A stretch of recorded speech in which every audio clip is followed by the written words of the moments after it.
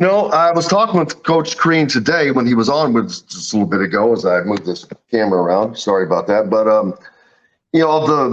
of the NBA players that are in the league, they're mostly Crean players. Yes, Other than Eric Gordon from before and Romeo afterwards, everything in between is Tom Crean, and he's got others that are playing overseas still too. I mean, James Blackman is still playing. Robert Johnson, I think, is playing. He's gone again, I think. Hi, John. Is it more valuable today than it used to be? What's that? You broke up at the beginning. Is what more valuable than it used to be? Getting these guys into this draft now, because basketball seems to be so cyclical and quicker, it seems like it's more important to get those guys in the league now, kind of like Cal was doing in the beginning. Yeah, I think it is important to get a few of them in the league. I think to win, it's more important to have some guys that stay around for 2 or 3 years and have some older guys on your team. But in terms of, it's important to have 1 or 2 of those guys on your team. You're not going to win big in the NCAA tournament unless you have 2 or 3 guys on your roster who are NBA caliber players. I mean, you're not. Talent wins in the end. I mean, I'm not saying they don't have to be the top 2 or 3 picks in the draft, but you got to have some first round talent on that team. We saw that last year. Connecticut's going to have, I think, 3 players picked, at least 2 and maybe 3 players picked on Thursday night. So, yeah, that's important. Even when Virginia won, I mean, they had DeAndre Hunter who got picked. Ty Jerome, I think, is in the league. Kyle Guy eventually got picked. I think he did get picked that year. He hadn't done much in the NBA, but he did get picked. So, yeah, you got to have talent. And it's big in terms of recruiting to be there and have it's free publicity for your school. Absolutely. And not only free publicity, but great publicity. And speaking of that, we had, I was talking earlier about the study that was put out showing that Indiana had this great bunch of money lying around from athletics when it's actually not quite the case. It was kind of artificially artificially inflated with a grant from the IU Foundation. I think some of that was to offset some of the COVID year problems that they had. So they're not as profitable as it seemed, although they are profitable. Yeah, I was surprised when I saw that list because they were ahead of a number of schools that make much more money off football. So I didn't know. But yeah, that was it's an interesting list, and they were what, 18th maybe? Is that what they were? 13th, actually. Oh, 13th. Yeah, my eyebrows did go up on that one because most of the schools that are making big money are drawing 50, 60, 70, 80, 100,000 people for football, and IU's not at that level. No, and when you don't have the football program to build that on, that's where there's no one. I don't think any what I call basketball school would be at that top list just because it brings in so much more. Football brings in so many more dollars.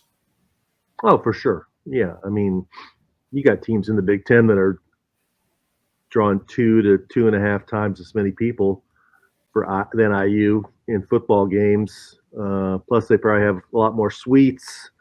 Plus, a lot of those big name schools, I mean, they're not playing like Indiana would go to play at Western Kentucky or at Bowling Green or whatever.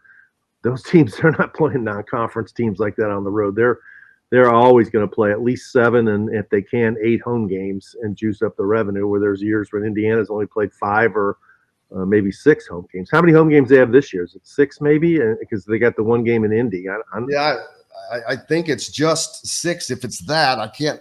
Right. I'm trying to remember, but that Louisville game, that could really go bad for Indiana, kind of like Cincinnati. I mean, it was great to schedule that, but man, I we'll see if they're ready or not. Where's Louisville with Jeff Brom? How's his first season there going to be? It's because it's his first year there. So, but transfer portal, it's probably that helps a first year thing with that. How are they looking? Yeah, I mean, as well as Indiana did in the transfer portal, I think Louisville did even better. They've got a top 5 group out of the portal. They've gotten a couple of really good DBs out of North Carolina. They've got another Stanford guy. They got the quarterback from California. They got a running back from Wisconsin. They got a receiver, I think from Georgia State, who's really good. Their incoming transfers are good. That's a huge game for both teams. For Indiana, it's as we've talked about a million times, when you only play 3 non-conference games, you better win them all, because we know how they struggle in the Big Ten. And for Louisville, they open at Georgia Tech on a Friday night, September 1st. They should win. Then they come home, I believe, and play Murray State. Should win 2-0. And then if they can beat Indiana, they're 3-0. They got Boston College, which is down. That's 4-0.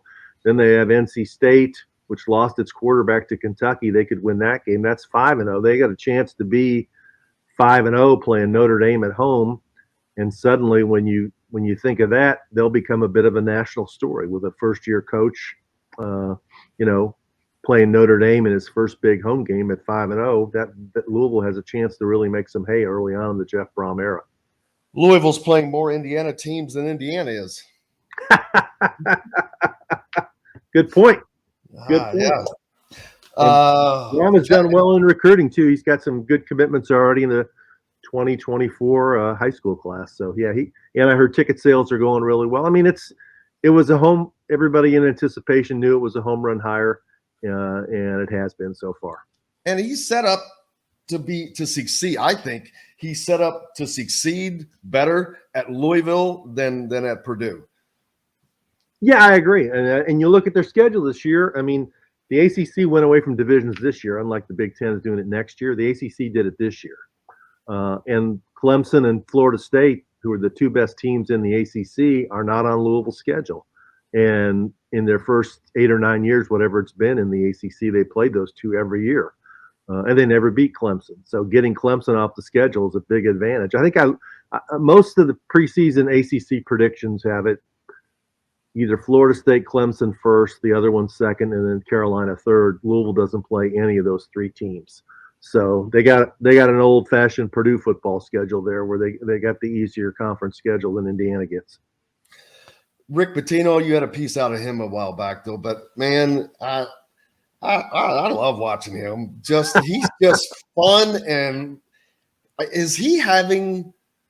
I know winning national championships is the ultimate. But is he having the time of his life right now in New York?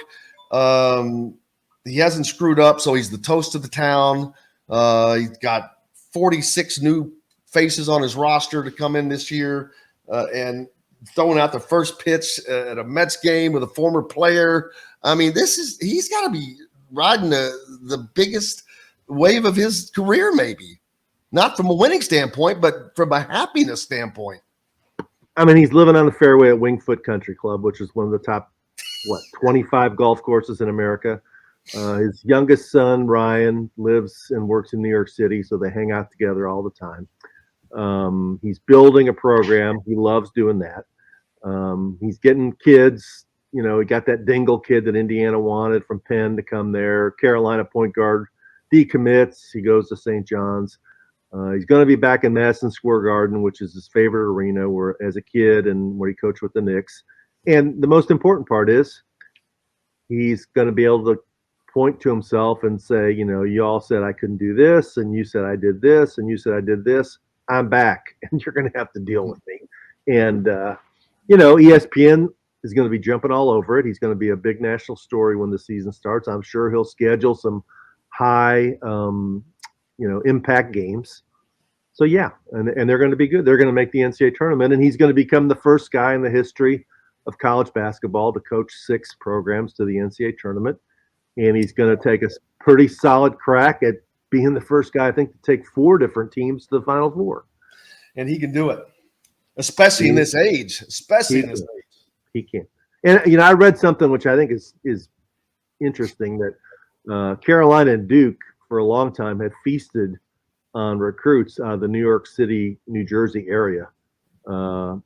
Carolina especially, Kenny Smith, King Rice, Mike O'Koren, I can go on. And Duke obviously had Hurley and a few other ones. Rick Pitino is going to make that hard now. Rick Pitino is going to be in there getting people trying to come to St. John's, especially if they're playing in the Garden. Joey Hart committing to Kentucky. Were you surprised? Interesting. Yeah, I never seen him play, so I really can't comment. I know his 3-point shooting numbers are very impressive. I've heard good reports about his athleticism.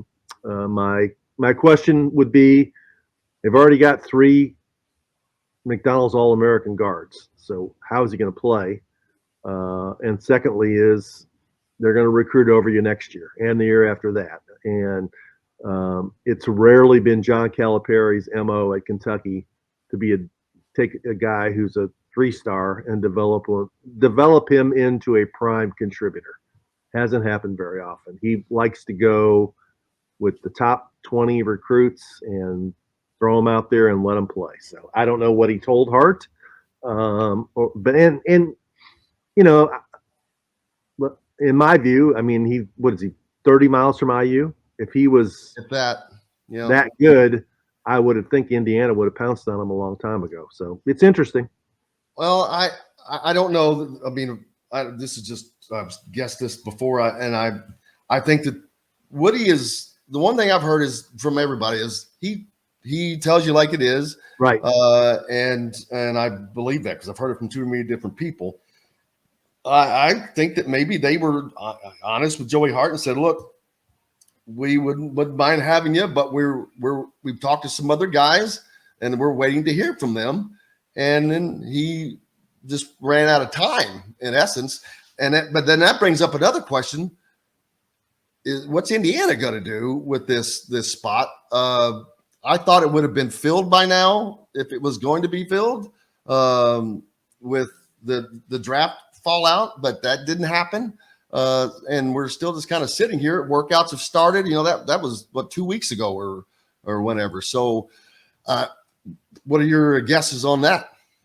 I mean, I they've got some new walk-ons. I mean, 12 is plenty in my opinion. I mean, let's be honest. Last year, how much does Leal play? How much did Duncan play? Wasn't there one? Who was the other guy that didn't play much? Geronimo did play some. There's one other younger guy that didn't play. It seems like you don't need them until you don't have one guy and you get 6 guys get hurt. Right. Yeah, that's true. But I think you can get by with 12.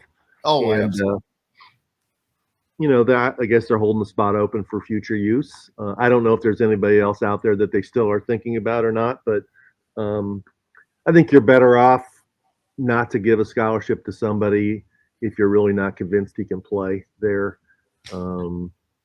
That's my view.